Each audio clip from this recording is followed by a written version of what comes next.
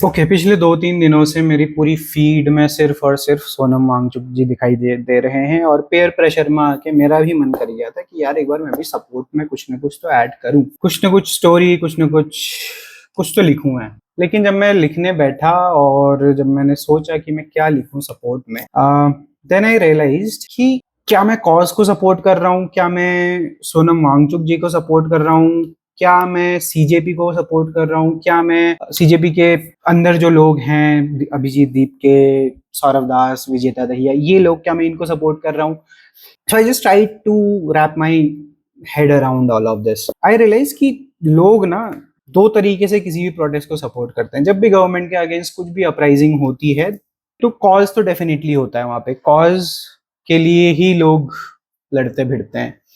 यहाँ पे कॉज है नीट का पेपर लीक होना, एजुकेशन सिस्टम को फिक्स करना, धर्मेंद्र प्रधान का रेजिग्नेशन लेना, ये हमारा कॉज है।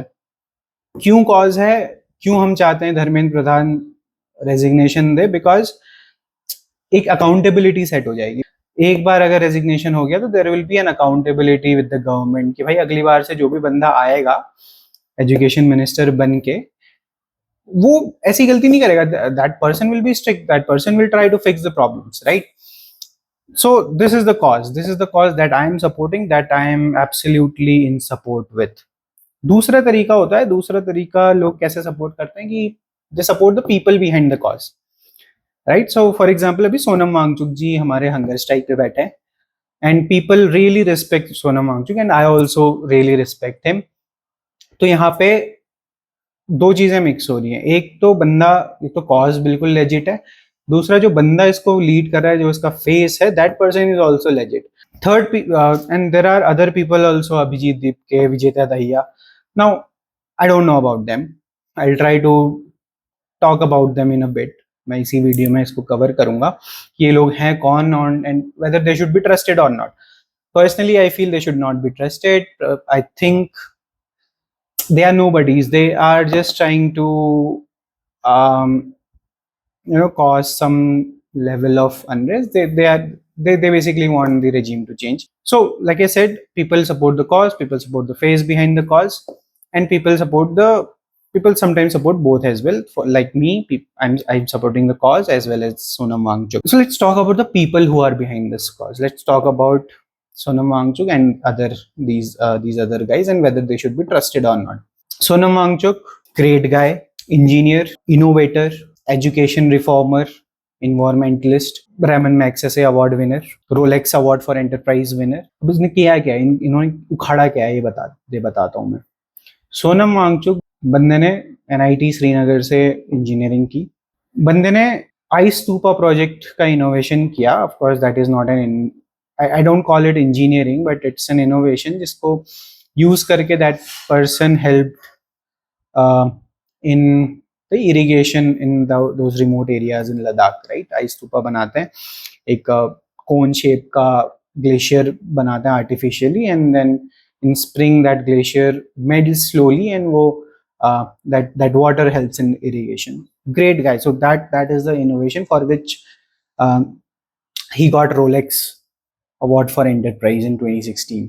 Then education reformer, this guy in 1988 started SECMOL, which is Students Educational and Cultural Movement of Ladakh. अब इसमें बंदा क्या करता है, क्या एजुकेशन सिस्टम को रिफॉर्म करने की कोशिश कैसे? ऑफ कोर्स गवर्नमेंट स्कूल्स के साथ टाई अप करता है, and also builds his own campus for SECMOL, पूरा solar energy powered, and also believes in the practical learning. वो पूरा पूरा का पूरा, आपने 3 Idiots में of course you guys have seen that scene जिसमें वो साइकिल से they are creating, they are building a mill, they are operating a mill sort of thing. So practical तरीके से बच्चों को पढ़ाने का ही is a pioneer in that, right? And third is new education policy में सोनम वांगचुक के सजेशंस भी लिए गए थे। We have picture of him with Dharmendra Pradhan, जहाँ पे I mean he was supporting the new education policy, right? So education reformer भी है बंदा। Third is environmentalist. Of course 6 schedule जो है लद्दाख के लिए, उसके लिए प्रोटेस्ट किए थे लास्ट ईयर उन्होंने। सस्टेनेबल लाइफस्टाइल के लिए ही has been very vocal about it. तो ये है Sonam Wangchuk, very legit person, highly respectable. I get positive vibes from that person. Of course, there are allegations. वो भाई कोई भी गवर्नमेंट हो, बीजेपी हो या कांग्रेस हो या कोई भी और गवर्नमेंट हो, अगर उसके अगेंस्ट कोई भी प्रोटेस्ट कर रहा है तो they try to delegitimize that protest, right? तो वहां पे वो एलिगेशंस फालतू के लगते ही हैं। सीआईए का एजेंट है, सीआईए का लिंक है, नेपाल अनरेस्ट की तरह ये भी यहाँ प्लान कर रहा है वगैरह वगैरह, आर्मी के अगेंस्ट कुछ बोलता है, ऐसा ऐसे एलिगेशन लगते रहते हैं। All these allegations are baseless because last year इन्हीं एलिगेशंस के बेसिस पे उनको जेल में रखा था और फिर छोड़ भी दिया because of course they could not prove it. So that is Sonam Wangchuk. Second guy is Abhijit दीप के। बंदा यार I don't think he has, उसने कुछ उखाड़ा है, मुझे नहीं लगता उसने कुछ उखाड़ा है। वो बंदा जर्नलिज्म किया था उसने, फिर बॉस्टन यूनिवर्सिटी में मास्टर्स इन पीआर करने गया। ऑफ कोर्स आम आदमी पार्टी का कॉम स्ट्रेटेजिस्ट था वो, फिर उसके बाद उसने छोड़ा और फिर वगैरह ये पढ़ने चला गया और फिर वापस आके ये हरकतें कर रहा है, सीजेपी वाली पार्टी बनाई और ये सब क्या।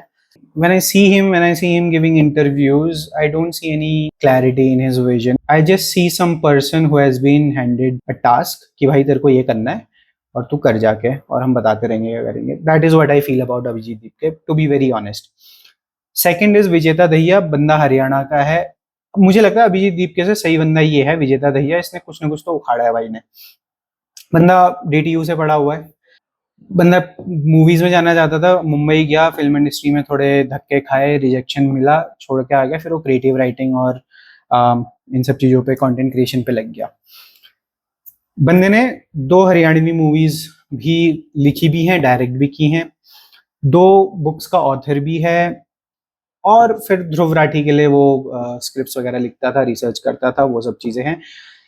सिर्फ एक ही रीजन है इसको ना सपोर्ट करने का, वो है कि इसका भाई रिलीजियस बायस बहुत है अगेंस्ट हिंदूज। ऑफ कोर्स इस्लाम के खिलाफ कोई कुछ नहीं बोल सकता।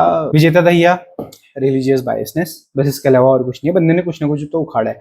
तीसरा बंदा है सौरव दास। सौरव दास ये भी स्पोक्स पर्सन है विजेता दहिया के जैसे ही। ये बंदा भी मेरे को बहुत शेडी लगता है। सौरव दास पहले तो आरटीआई एक्टिविस्ट है, ठीक है, आजकल हर कोई है। बंदा अल जजीरा, द वायर और ये न्यू लाइन मैगजीन जैसी पब्लिकेशंस के लिए लिखता है, and we very well know Al Jazeera, the Wire, ये सारी किस टाइप की मैगजीन्स हैं। देन नवंबर में जो इन्वायरमेंट वाला प्रोटेस्ट हुआ था इंडिया गेट के पास दिल्ली में, तो उसमें भी ये इन्वॉल्व था, वहां पे भी ये मैनेज कर रहा था, तो इसलिए आई थिंक उसकी वजह से he is part of that CJP. So these are the people. Now, except for Sonam Wangchuk, I have no respect for any of these 3. Of course, Vijeta Dahiya is to some extent has done something. He has some experience. He knows a thing or two. But of course, there are religious biasness. That's fine.